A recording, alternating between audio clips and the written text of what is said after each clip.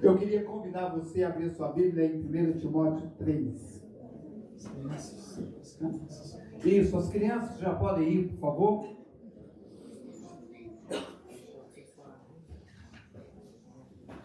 Eu queria que você abrisse sua Bíblia.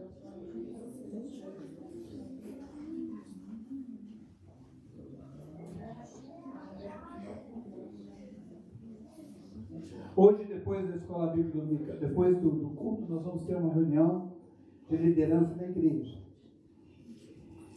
E domingo passado o pastor estava pregando, falando que Jesus é o centro, que Jesus deve tomar a direção sobre as nossas vidas.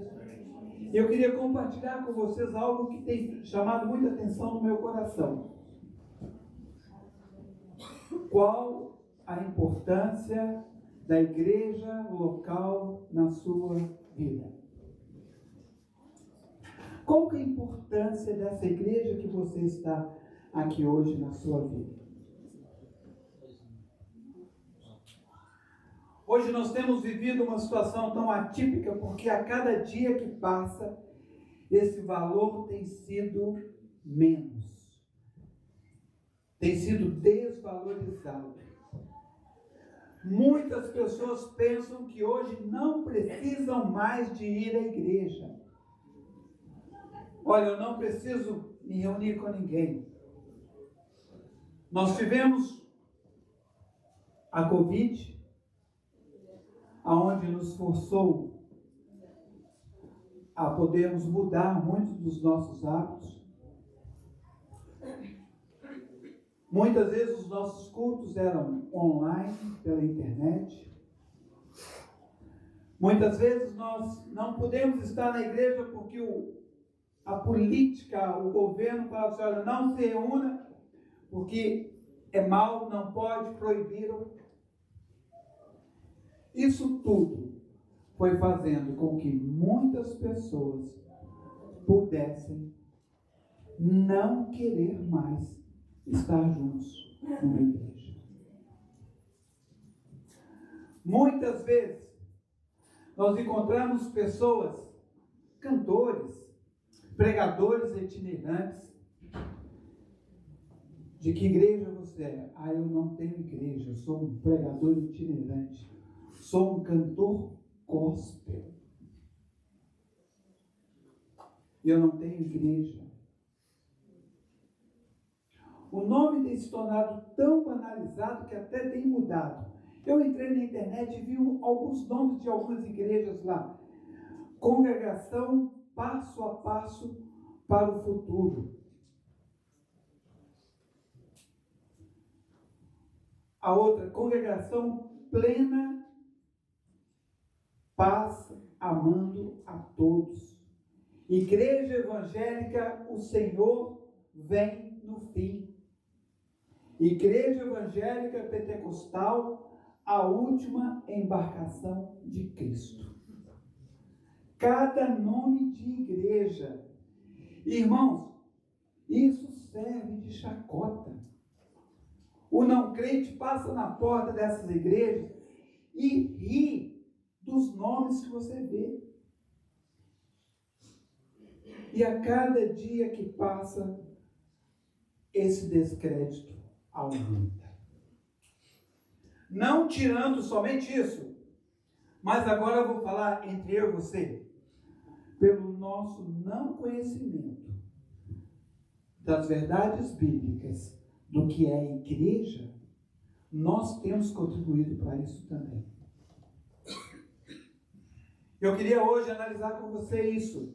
Eu queria hoje que nós pudéssemos encarar que a igreja não é somente um lugar onde a gente vai ter um encontro de casais, onde vai ter aconselhamento pastoral. A igreja não é um clube social. Ah, vou me reunir na igreja para jogar ping-pong. Não, a igreja é mais do que isso que nós estamos imaginando. E o mais interessante é que esta igreja, ela está acima dos nossos interesses e das nossas vontades. E eu queria que eu e você, nós pudéssemos olhar alguns textos que temos no Novo Testamento e que mostram a visão bíblica e a importância desta igreja para as nossas vidas. Mas antes de nós entrarmos no texto que eu te mostrei, quero te fazer uma pergunta. O que queremos dizer quando dizemos que esta igreja que nós estamos aqui, ela é importante? Mas antes de você responder essa pergunta, eu quero definir algo com vocês. Primeiro, nós não estamos falando sobre qualquer igreja. Nós estamos falando de uma igreja que está na Monroe 86, na Monroe Street. Um lugar específico, a cidade, Newark, com pessoas específicas, eu e você. Não é o seu amigo, é eu e você que estamos aqui. Nós estamos falando da Cityville Newark, nós estamos falando da Cityville Long Branch e agora Cityville Virginia. E aí eu falo com você assim, qual que é a importância que você tem dado à sua igreja? Mas pastor, o que o senhor quer dizer de importância? O que é importância para você? O que é importante para você? Se nós entrarmos no contexto, a gente vai ver que algo importante é algo que eu me importo. Quem é pai, quem é mãe, se preocupa com seus filhos, se preocupa. Se ele passou mal, se ele teve febre, muitas vezes você fica sem dormir, porque você se preocupa com ele. Se é algo importante para você, se é algo de muito valor, então você vai se importar com aquilo. E aí a gente pode ver que eu e você precisamos ver a nossa igreja como algo muito valioso e importante. Há muitos textos que nós poderíamos usar como referência, mas eu queria usar esse texto com vocês, de 1 Timóteo 3, de 14 a 16. Eu queria que você abrisse sua Bíblia e deixasse ela aberta, para que nós possamos caminhar e entendermos qual a importância dessa igreja para as nossas vidas. Escrevo essas coisas a você, esperando ir vê-lo em breve. Mas se eu demorar, você saberá como se deve proceder na casa de Deus, que é a igreja do Deus vivo, coluna e fundamento da verdade. Sem dúvida, grande é o mistério da piedade. Aquele que foi manifestado na carne, foi justificado no Espírito, visto pelos anjos, pregado entre os gentios, crido no mundo e recebido na glória. Vamos orar? Obrigado, papai. Obrigado a Deus pelo teu cuidado, obrigado pelo privilégio que temos de estar na tua casa. Obrigado pela oportunidade de agora podermos ler a tua palavra. E a nossa oração é que o teu Santo Espírito possa falar às nossas vidas hoje. Que o teu Santo Espírito possa chegar de encontro às nossas necessidades. Possa chegar, ó Deus, ao que nós ansiamos hoje. Que fale conosco a cada um. E que fale de uma forma que possamos ser transformados pelo poder do Evangelho, pelo poder da tua palavra. Fala conosco hoje. É a oração que te fazemos no nome de Jesus. Amém. Irmãos, interessante quando nós vemos esse texto que nós lemos aqui, e Paulo está exortando a Timóteo. No capítulo 1 e 2, ele fala sobre as qualificações do pastor, do diácono, do presbítero, e ele precisa falar como é que essa igreja precisa ser.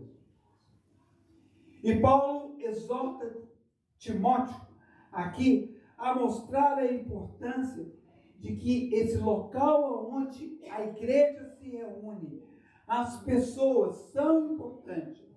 E nós não podemos tratar descuidadamente esta igreja, que é eu e você. John Stott deixou algo interessante e ele fala que se as instruções dos apóstolos com respeito à ética, unidade, missão da igreja tivessem sido dadas apenas de forma oral, a igreja teria ficado como um viajante sem mapa ou como uma embarcação sem leme, Contudo, pelo fato das instruções apostólicas terem sido dadas por escrito, sabemos algo de que outro modo não teríamos tido conhecimento. Ou seja, qual deve ser a conduta das pessoas da igreja. E é esta mesma ênfase que John Stott tem, é o que eu quero enfatizar com você hoje. Nossa igreja precisa ser muito importante para nós. Nós, crentes no Senhor Jesus, precisamos enxergar nossa igreja com uma importância muito grande. E eu queria trazer com você 3 razões para que você possa ver que a igreja na sua vida deve ser importante. 3 razões básicas. E eu queria começar essa primeira razão dizendo para você o seguinte: de quem é a igreja?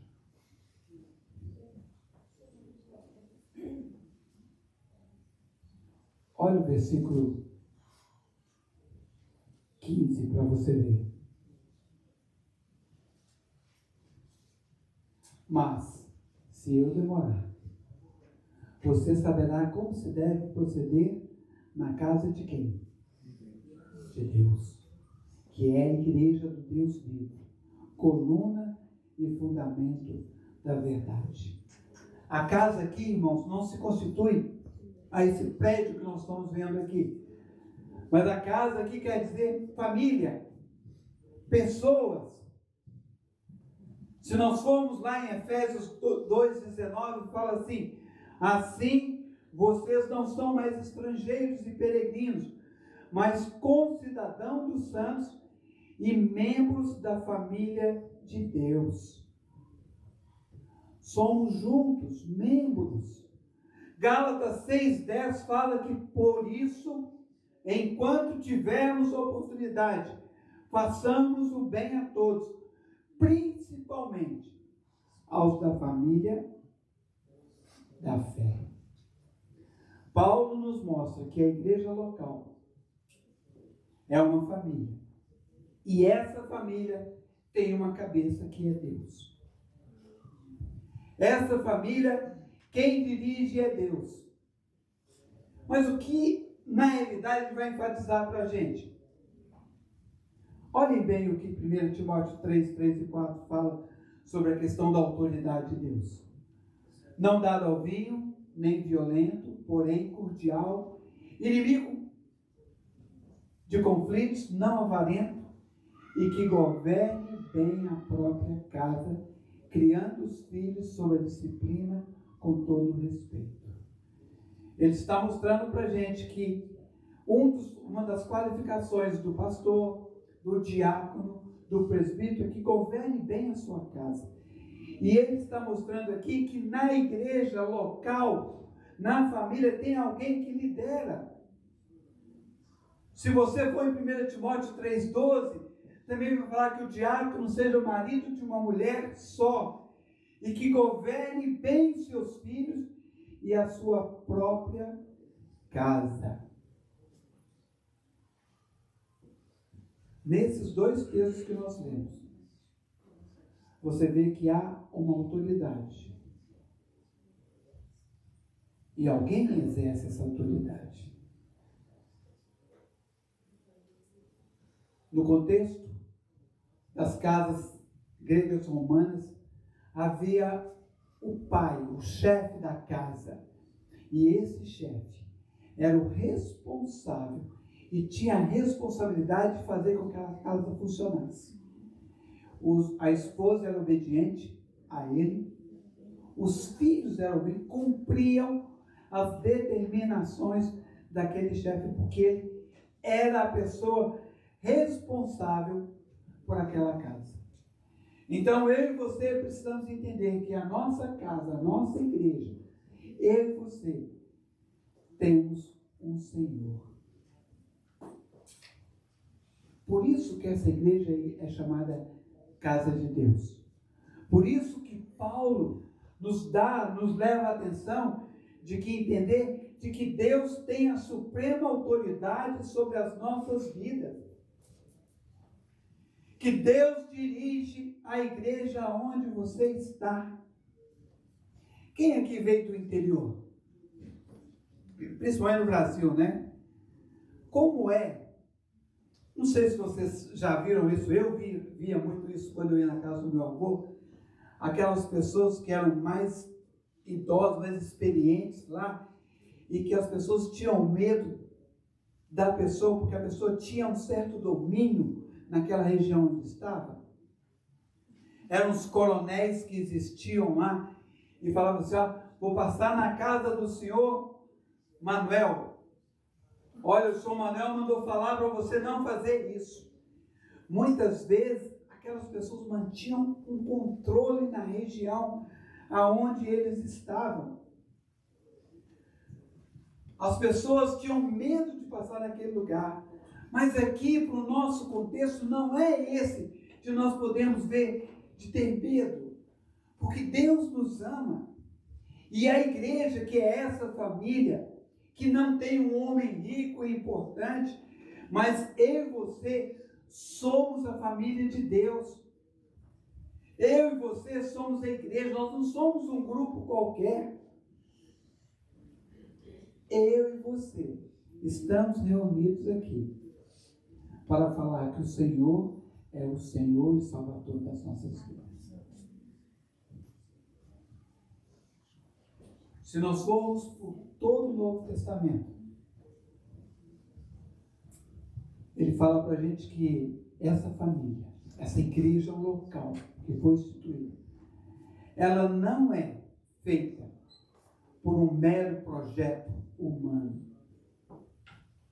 Tudo que nós vemos no Novo Testamento nos mostra que essa igreja é um projeto divino, que essa igreja é um projeto onde toda a Trindade está envolvida nela. Deus é perfeito, irmãos. Ele não faz algo mais ou menos, ele faz perfeito. E olha para você ver. Vamos lá, vou ler com você. 1 Pedro 2,10. Antes vocês nem eram povo, mas agora são povo de Deus. Antes não tinham alcançado misericórdia, mas agora alcançaram misericórdia. Nós somos povo de Deus. Mas vai mais além um pouquinho. 1 Coríntios 12:27. Ora, vocês são o corpo de Cristo e individualmente membros deste corpo. Além de nós sermos de Deus, de sermos corpo de Cristo, nós somos templo do Espírito Santo.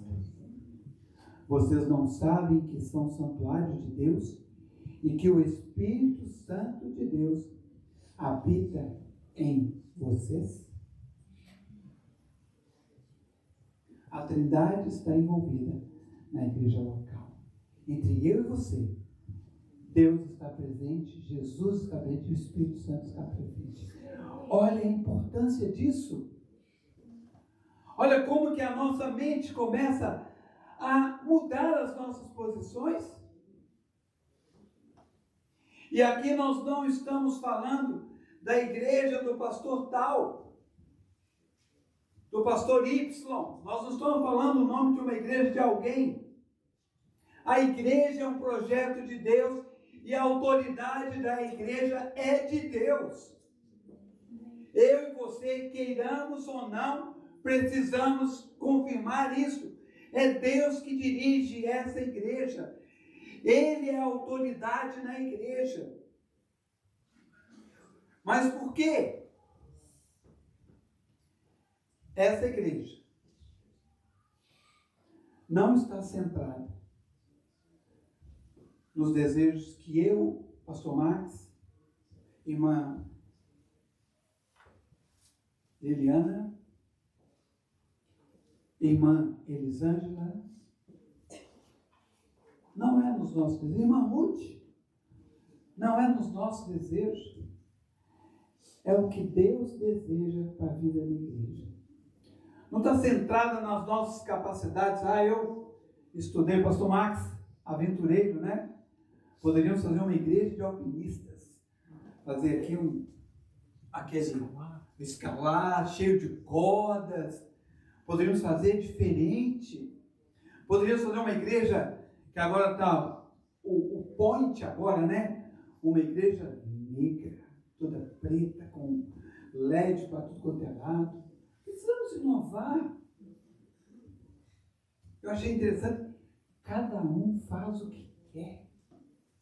Vocês já pensaram bem? Só não vai pelado na igreja, mas vai do jeito que quiser. Está muito quente, vou de bermudinha, camisetinha, estou lá tranquilo.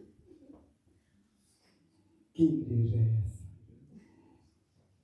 Eu e você precisamos nos reunir nessa igreja para a gente fazer a vontade de Deus. Se a igreja é a casa de Deus, é Deus quem estabelece as regras. Eu tenho certeza que na casa do irmão Manolo, é ele que dita as regras. A irmã Ruth ajuda, mas é ele que... Na casa do irmão Ademar, é ele que dita as regras, mas a irmã Eliana ajuda, mas a palavra é dele. O Gessi lá na casa dele, é ele que... E ai, se for diferente. Irmãos, que interessante a gente ver como que Deus faz as coisas, como que Deus trabalha isso. Se essa casa é a casa de Deus, se na casa do Gessi eu não posso chegar lá e mandar o Gessi, eu não gostei desse quadro no lugar que está, vou tirar ele daí e vou pôr lá na cozinha. Ah, pastor, mas a casa é minha, por que o senhor está mudando aqui? Quantas vezes eu e você chegamos na igreja querendo que seja do nosso jeito. Se não for como eu quero, eu não fico. Se não for fazer, se não for no horário que eu posso, eu não vou. Que autoridade Deus tem sobre a sua vida? E eu queria que nós pudéssemos entender uma coisa. Não existe essa coisa de liberdade de fazer do jeito que a gente quer. Não existe isso.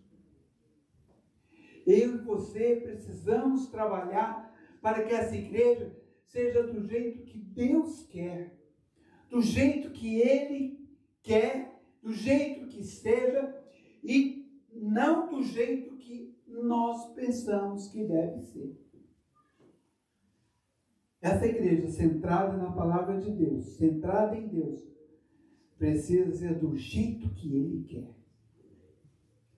Eu e você precisamos tomar cuidado, meu irmão, com o que nós temos colocado na igreja como métodos humanos para fazer essa igreja crescer. Quantos exemplos, quantas coisas nós temos visto por aí? Quantos métodos humanos para crescimento de igreja? Nós vemos manuais de crescimento, como você vai usar a mídia social para que essa pessoa nunca mais deixe, ela vá na sua igreja, você já cadastra o e-mail, já pega o Instagram, o TikTok, e ela está envolvida. Quantas festas mundanas a gente tem colocado dentro da igreja? O canjicão, a noite do... Eu não posso chamar a festa junina, né? A gente chama julina. Quantas coisas a gente tem colocado na igreja para... Vamos fazer assim porque o povo vai vir. O povo deve vir à igreja.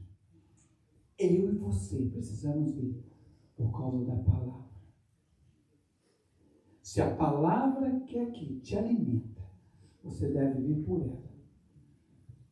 Não é por entretenimento. É palavra. É isso que deve motivar você a estar, a dar a importância da vida para essa igreja. Segunda razão, Por que eu devo dar importância à minha igreja local? É porque ela pertence a alguém. Nós temos um dono. Mas esse dono, nessa segunda razão, e aonde eu e você estamos, essa família, pertence a um Deus. E o texto nos diz que é um Deus vivo. Olha para você ver no versículo 15. Mas se eu demorar, você saberá como se deve proceder na casa de Deus, que é a igreja do Deus vivo. Aqui não está se falando de este local que nós estamos, esse prédio. Se não existisse esse prédio, nós estaríamos debaixo de uma árvore. Mas aqui está se falando de pessoas que nós somos esta igreja. Nós somos esse grupo de pessoas que tem um Deus vivo. Esse grupo, ou essa igreja que claramente expressa nesse texto, nos mostra que Jesus não morreu por um prédio. Ele morreu por pessoas. Então eu quero dizer para você, meu irmão e minha irmã, nós somos a Assembleia dos Crentes no Senhor Jesus Cristo.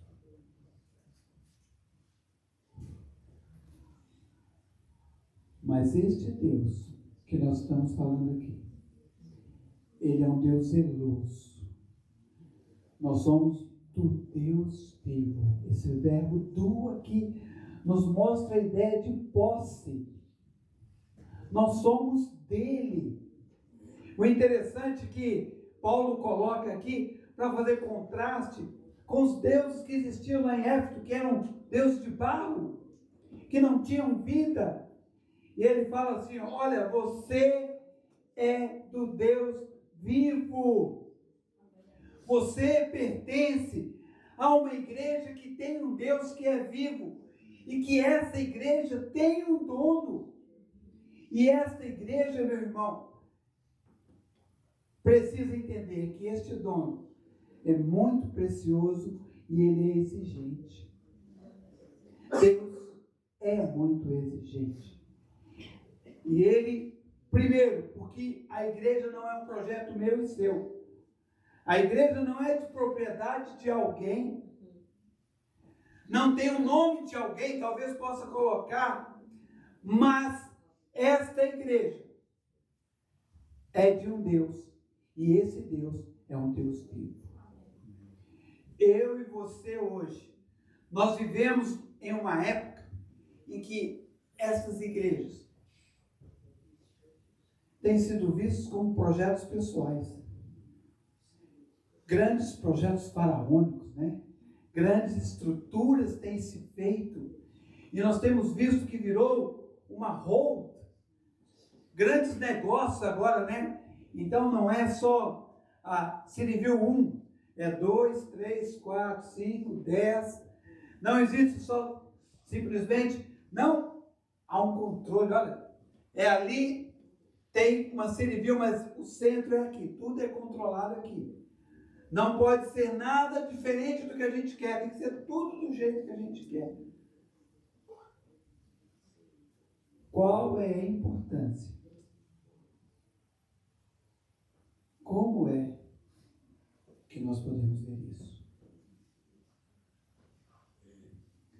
A Bíblia nos fala que se nós desprezamos, se nós criamos esse império, e aqui há uma responsabilidade muito grande para quem é líder, para quem é responsável, para quem tem almas que estão sendo compartilhadas no seio da igreja, há uma responsabilidade muito grande. E a Bíblia nos fala sobre isso. 1 Pedro 2,9. Vocês, porém, são geração eleita, sacerdócio real, nação santa, povo da propriedade exclusiva de Deus, a fim de proclamar as virtudes daquele que os chamou das trevas para a sua maravilhosa luz. A irmã Ruth não é propriedade minha nem do pastor Marcos. O Marcelo, o Bruno, olha, eu tenho que dar obediência a eles, porque se eles falarem que eu tenho que andar pelado na rua, eu vou andar também, vou fazer tudo que eles mandam. Nós somos chamados para guiar um povo que tem um dono e a propriedade exclusiva de Deus. Além de tudo isso, o preço que foi pago foi o sangue de Jesus que foi vertido na cruz. Para essa igreja ser transformada, houve um preço a ser pago. E morte teve que acontecer. Para que o sangue fosse vertido e que fosse limpo todos os nossos pecados. Atos 20, 28 fala assim para a gente: cuidem de vocês mesmos e de todo o rebanho o qual o Espírito Santo os colocou como bispos para pastorearem a igreja de Deus, a qual ele comprou com o seu próprio sangue. Será que alguém hoje, desses big pastores que tem aí, tem condições de pagar esse preço que foi pago na cruz? Será que você conhece alguém que pôde morrer naquela cruz, numa cruz, para perdoar os nossos pecados? Só teve um.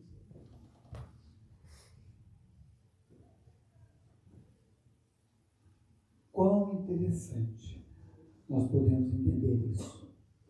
Há uma importância muito grande. Quero perguntar uma coisa para você. Quando você pega uma coisa que não é seu, o que você está fazendo? Roubando, não é? Quando você toma alguma coisa que não é sua, você está roubando.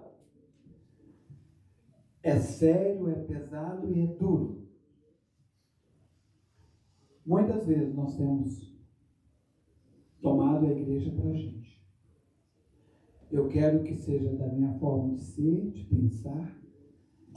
Eu quero que eu tenha lucro. Eu quero me tornar um profissional da fé. Mas a palavra ainda continua falando para a gente. E que eu e você, nós não podemos esquecer de que essa igreja é de um Deus vivo. E que ela é importante. E que nosso Deus é um Deus santo. Ele é santo. E aqueles que estiverem trabalhando no reino precisam estar a cada dia buscando a santificação nele. Terceira razão da importância da igreja local para a nossa vida. Nós falamos que somos de Deus, que o nosso Deus é um Deus vivo, e agora, por causa daquilo que nós possuímos. Qual que é a mensagem que essa igreja local precisa levar? E aí o texto nos fala que é a verdade. Estou ainda no versículo 15 ainda. Mas se eu demorar, vocês saberão como se deve proceder na casa de Deus, que é a igreja do Deus vivo, coluna e fundamento da verdade. A igreja, meus irmãos, é a coluna e o fundamento da verdade. A igreja é o fundamento da verdade na medida em que estamos baseados em Cristo, porque Cristo é o fundamento da igreja. Se nós formos lá em 1 Coríntios 3,11, fala assim para a gente: porque ninguém pode lançar outro fundamento além daquele que já foi posto, que é Jesus. E vai mais além um pouquinho. Jesus respondeu: eu sou o caminho, a verdade e a vida. Ninguém vem ao Pai senão por mim. O interessante aqui nesse versículo que nós temos lido, a palavra coluna, principalmente para aquela cidade de Éfeso. Ali havia um templo dedicado à deusa Diana. E esse templo era uma das 7 maravilhas do mundo antigo. E uma das características que tinham lá, que nesse templo tinham 127 colunas de 18 metros cada uma. Imaginem bem, um templo, um local construído, que tinham 127 colunas, e cada uma tinha 18 metros de altura. E para tornar um pouco mais exorbitante aquele templo, eram todas feitas de mármore, e algumas tinham pedras cravejadas nelas, e algumas estavam cobertas de ouro. Quem é que não queria ter um local assim para se reunir? Paulo está aqui comparando a igreja a essa coluna e a esse fundamento que dá. Paulo mostra que a coluna, ela sustenta o teto. E que o fundamento, a base, sustenta a estrutura dessa casa. Assim, eu e você, como igreja, nós precisamos entender que precisamos, como igreja, sustentar a gloriosa verdade do Evangelho no mundo que nós vivemos. Eu e você, Paulo está nos mostrando o dever que nós temos de levar essa verdade a todos, para que eles conheçam e vejam como Deus trabalha na vida dessa igreja. Mas, pastor, como é que eu posso fazer isso? Como é que eu vou dar essa importância para essa igreja? Eu queria deixar alguns textos para você. Qual é o valor dessa igreja para você? Primeiro, Mateus 13:9. Eu e você vamos sustentar essa verdade, esse evangelho que é pregado, ouvindo e obedecendo. Quem tem ouvidos, ouça. Nós precisamos estar atentos a ouvir. Mas não somente ouvir, obedecer. Não adianta só ouvir.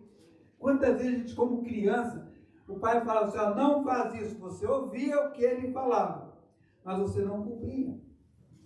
Aqui o texto está falando que nós precisamos ouvir e obedecer. Mas além disso, nós precisamos usá-la corretamente, essa verdade. Procure apresentar-se a Deus aprovado, como obreiro que não tem que se vergonhar, que maneja bem a palavra da verdade. Você sabe manusear a sua Bíblia?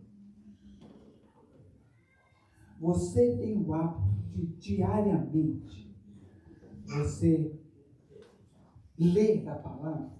Ah, pastor, mas eu hoje uso o celular tem todas as versões que eu quero. O prazer de sentar e de ter uma Bíblia na mão e de ler a palavra de Deus é muito diferente do celular. Tem hora que você não tem condições de ter a Bíblia na mão, mas muitas vezes nós temos cuidados dados que são ruins. Crie o hábito de ter a sua Bíblia, folheie, escreva. Há um texto que você não entendeu, escreve lá e vem, olha, pastor, eu não entendi isso aqui, olha. Crie o hábito de você poder manuseá-la. Bruno, você mexe com o quê? Pedra. Isso. Você sabe mexer com esmeril? Sim. Sabe? E Mariana, você sabe mexer com esmeril? Você sabe o que? Você nem sabe o que é, né? Isso. Marcelo, você sabe instalar uma lâmpada aqui? Não. O Bruno sabe, não sabe? Precisamos, como igreja, saber manusear a palavra, a verdade. Você precisa conhecer a verdade. Não fique somente, não fique aqui só. O pastor vai pregar domingo, a mensagem dele vai me alimentar a semana toda. Você come quantas vezes um dia? 3. Você já pensou se toda vez que você comesse, você lesse 2 versículos bíblicos? O seu crescimento espiritual ia ser bombástico. Mas a gente está preocupado muitas vezes com o humano e se esquece do templo de Deus. Nós precisamos estar preparados para quando nós somos confrontados com a nossa fé. Como é que você pode responder a alguém a razão da sua fé se você não sabe? Se você não sabe manusear corretamente a palavra. E aqui, irmãos, não estou falando que nós temos que ir para a faculdade, fazer um curso de teologia. Bom seria se todos nós pudéssemos. Mas ler a palavra, conhecer a palavra. Eu conheci pessoas que tinham quase que a Bíblia toda na cabeça. E eles decoravam. Eles sabiam, quando você ia falar assim, eles já sabiam onde estava aquele texto. E hoje, o que nós temos feito? Temos deixado o celular. Eu abro o celular não fala. Nós temos ficado um pouco displicentes na entrega dessa palavra. Mas também, meu irmão, você não basta simplesmente você conhecer. Você precisa guardar no coração. Salmo 119, 11 diz assim: guardo a tua palavra no meu coração para não pecar contra ti. Guardo a tua palavra no coração para não pecar contra ti. Você pode até pecar, mas que a palavra você sabe que é verdade e o Espírito Santo incomoda você, sim. Mas a gente vai mais um pouquinho. Você precisa conhecer e dar esse valor devido. Você precisa defender. Eu tenho certeza que se alguém for fazer alguma coisa com a Isadora, a irmã Elisângela vira uma leoa. Se alguém for mexer com a Eiva, a Elber vai virar. O Wesley nem se fala.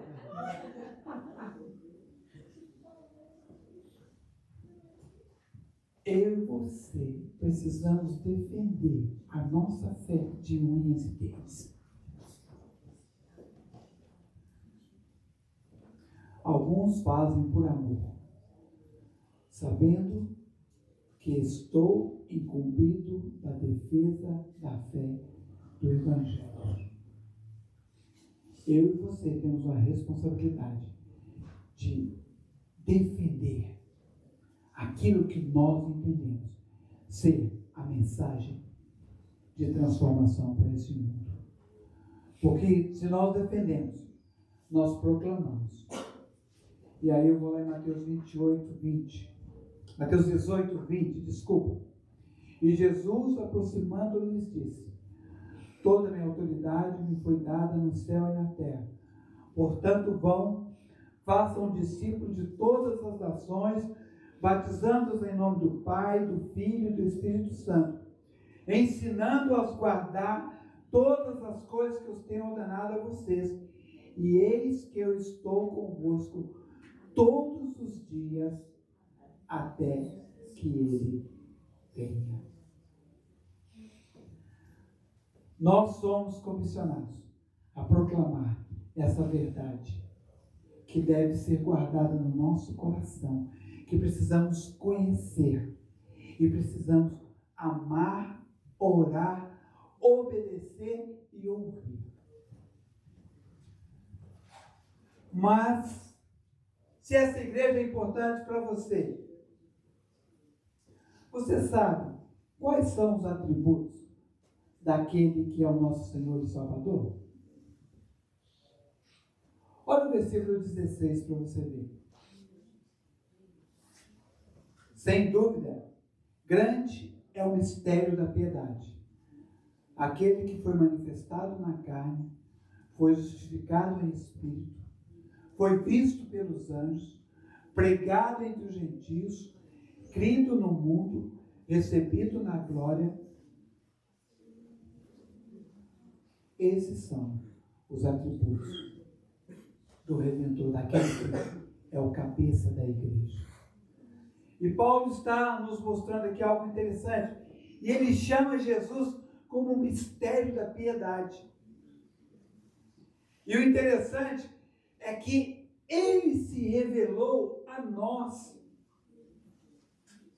Não fomos nós que nos revelamos a ele. Ele se deu por mim e por você.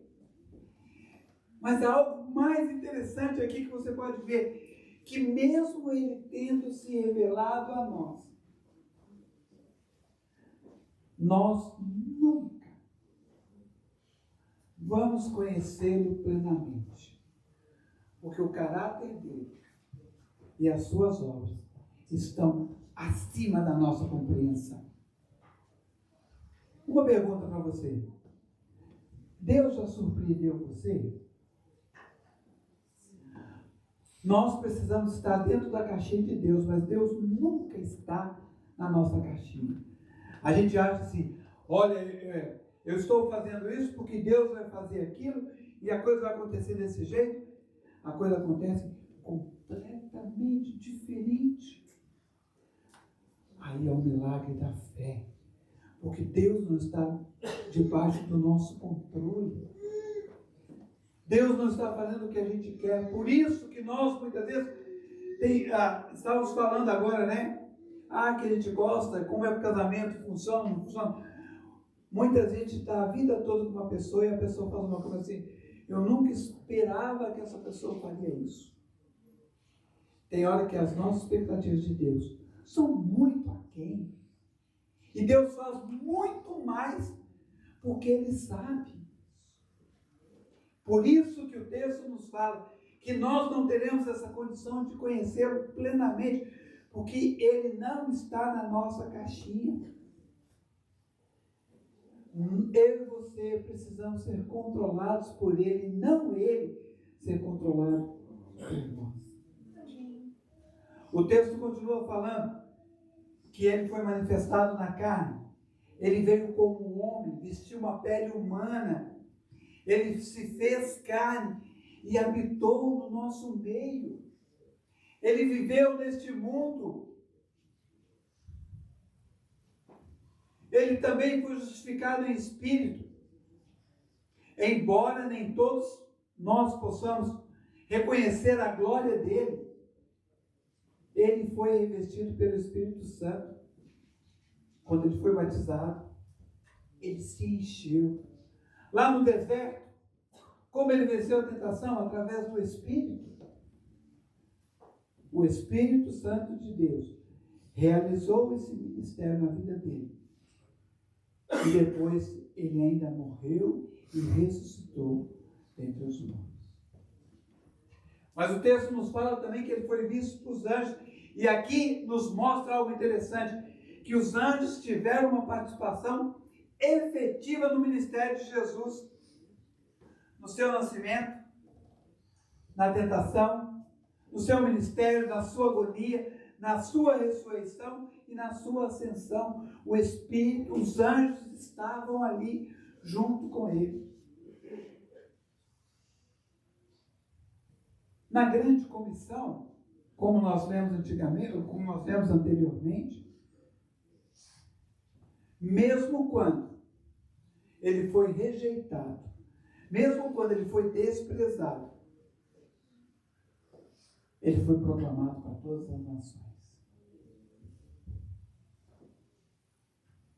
E aí ele continua falando que ele foi crido no mundo. Jesus foi pregado entre os gentios. Pessoas de todas as tribos, raças, nações começaram a adorar como Senhor e Salvador. Nós o conhecemos. E nós somos um exemplo claro dessa miscelânea de nações e de países e de cidades que nos reunimos em prol de um objetivo só, de que Ele é o nosso Senhor e Salvador. Muitas pessoas são transformadas através de Jesus e preparadas para esse serviço por causa do Evangelho transformador que Ele trouxe a este mundo. E o texto fala que Ele também foi recebido na glória.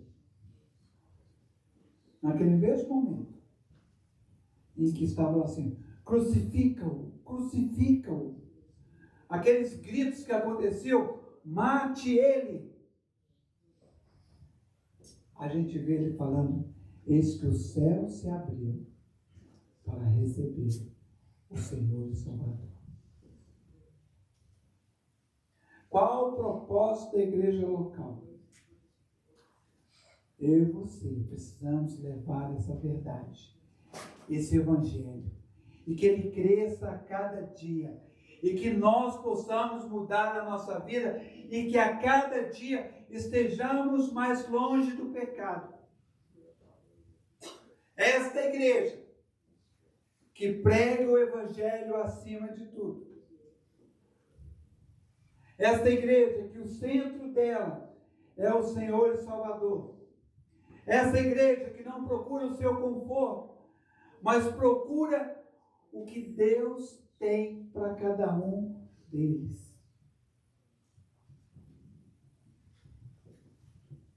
Não busca uma igreja para os seus benefícios sociais. Busque a igreja por causa do Evangelho, por causa da palavra de Deus. Busque a igreja por causa do poder que esse Evangelho tem para te livrar do pecado e te levar para mais perto de Deus. Busque a igreja que Ele é o Deus vivo, que a igreja é dele e que essa palavra é verdade e ela transforma. Eu e você somos essa igreja. Queria convidar o louvor. E eu queria que você estivesse nesse momento, que a gente pudesse orar juntos. Nós somos um corpo, nós somos uma família, e essa família tem um propósito, que é glorificar e exaltar o nome do nosso Deus. Quando você é chamado para uma posição na igreja, você é chamado para um grande ministério. Nós já temos, sim, mas Deus tem levantado homens e mulheres para um grande propósito, de exaltar e glorificar o nome dele. E eu queria convidar você a estar com o coração aberto, a falar assim, eis-me aqui. Eu quero, neste ano de 2024, fazer a tua vontade, o teu querer. Eu quero ser um homem e uma mulher segundo o teu propósito. E que a igreja onde eu faço parte é muito importante para mim. Obrigado, papai. Obrigado, ó Deus, pelo teu cuidado. Obrigado pela oportunidade que temos. Obrigado pelo privilégio, ó Deus, de podermos fazer parte da igreja que o Senhor instituiu. Obrigado, ó Deus, pela oportunidade de termos um dom. De o Senhor seja o Deus vivo e que nós levamos a verdade, a mensagem do Evangelho, aquela mensagem que transforma, que muda a vida das pessoas, aquela mensagem que tira as pessoas do lamaçal do pecado e que leva para o caminho da tua luz. E que a cada dia nós, como igreja, como família, possamos continuar levando o teu evangelho até que o Senhor volte. Que o Senhor encontre a sua igreja preparada para esse grande dia. Que essa igreja seja muito importante para cada um de nós. É a oração que te fazemos, não no nosso nome, mas no nome do teu filho amado Jesus. Amém. Pessoal do